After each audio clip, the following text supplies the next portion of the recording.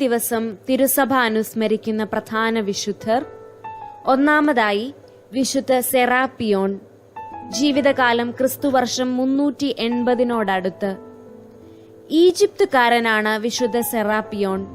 ഇദ്ദേഹം പല രാജ്യങ്ങളിൽ കൂടി യാത്ര ചെയ്തിട്ടുണ്ടെങ്കിലും ദാരിദ്ര്യവും ആശാനിഗ്രഹവും ഏകാന്തതയും ഒരു വ്യത്യാസവും കൂടാതെ അഭ്യസിച്ചു പോന്നു. ഒരു പട്ടണത്തിലുണ്ടായിരുന്ന ഒരു വിഗ്രഹാരാധകന്റെ അന്ധത കണ്ട് സെറാപ്പിയോൺ 20 നാണയത്തിന് തന്നെ അയാൾക്ക് അടിമയായി വിറ്റുകൊണ്ട് അദ്ദേഹത്തെ വിശ്വസ്തതാപൂർവം സേവിച്ചുകൊണ്ടിരുന്നു.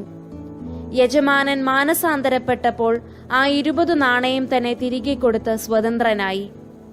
യജമാനൻ പണം വേണ്ടെന്ന് പറഞ്ഞെങ്കിലും സെറാപ്പിയോൺ ആ പണം മുഴുവനും തിരികെ കൊടുത്തു. വീണ്ടും ഒരു വിധവയെ സഹായിക്കാനായി വേറൊരു യജമാനന് തന്നെ വിറ്റ് പണം വിധവയ്ക്കു നൽകി. ആത്മീയവും ലൗകികവുമായ സേവനം വഴി വീണ്ടും സ്വാതന്ത്ര്യം നേടി. മാത്രമല്ല, യജമാനൻ അയാൾക്കൊരു കുപ്പായവും മേലങ്കിയും ഒരു സുവിശേഷ പുസ്തകവും സമ്മാനം കൊടുത്തു. പുറത്തു കടന്നയുടനെ ഒരു ദരിദ്രന് മേലങ്കിയും വേറൊരു ദരിദ്രന് കുപ്പായവും ദാനം ചെയ്തു. അങ്ങനെ സെറാപ്പിയോൺ കടന്നുപോകവേ ആരാണ് തന്നെ ഇപ്രകാരം നഗ്നനാക്കിയതെന്ന് ഒരു പാന്തൻ ചോദിച്ചപ്പോൾ സുവിശേഷ ഗ്രന്ഥം തുറന്നു കാണിച്ചുകൊണ്ട് ഗിരിപ്രഭാഷണം ചെയ്ത ക്രിസ്തുവാണെന്ന മറുപടി നൽകി. ഈ സുവിശേഷ ഗ്രന്ഥം വീണ്ടും അയാളോട് പറഞ്ഞുകൊണ്ടിരുന്നു: നീ പോയി നിനക്കുള്ളതെല്ലാം വിറ്റ് ദരിദ്രർക്ക് കൊടുക്കുക. ആ സുവിശേഷ ഗ്രന്ഥവും സെറാപ്പിയോൺ വിറ്റ് ദരിദ്രർക്കു നൽകി. അന്യരുടെ ശാരീരികവും ആത്മീയവുമായ നന്മയ്ക്കു വേണ്ടി സെറാപ്പിയോൺ തന്റെ ജീവിതം മുഴുവനും ഒഴിഞ്ഞുവെച്ചു. 2 കൊല്ലം സേവിച്ചാണ് ഒരു മനീക്കിയൻ പാഷണ്ടിയെ മാനസാന്തരപ്പെടുത്തിയത്. അങ്ങനെ ചുറ്റിക്കറങ്ങി റോമിലേക്ക് പോയി തിരികെ ഈജിപ്തിലേക്ക് പോന്നു. 60-ാമത്തെ വയസ്സിൽ അദ്ദേഹം മരിച്ചു. വിചിന്തനം: വിശുദ്ധ ജോൺ ആൽമെണർ ഈ ചരിത്രം വായിച്ചിട്ട് പറഞ്ഞു: നമ്മുടെ സ്ഥാവര സ്വത്തുക്കളിൽ നിന്ന് ഒരു ഭാഗം നമ്മൾ ദാനം ചെയ്യുകയാണെങ്കിൽ അത്രമാത്രം അഭിമാനിക്കാനുണ്ടോ?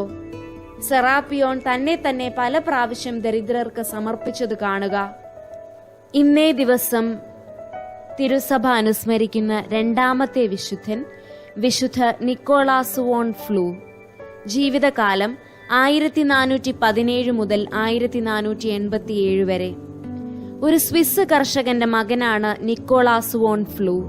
അദ്ദേഹം വിവാഹം കഴിച്ച് 10 മക്കളുണ്ടായി. ഓബുവാൻഡൻ കാന്റണാണ് അദ്ദേഹത്തിന്റെ ജന്മദേശം. ആ കാന്റണു വേണ്ടി അദ്ദേഹം സൈനിക സേവനം ചെയ്തിട്ടുണ്ട്. അവിടെ ജഡ്ജായി ജോലിയും ചെയ്തിട്ടുണ്ട്.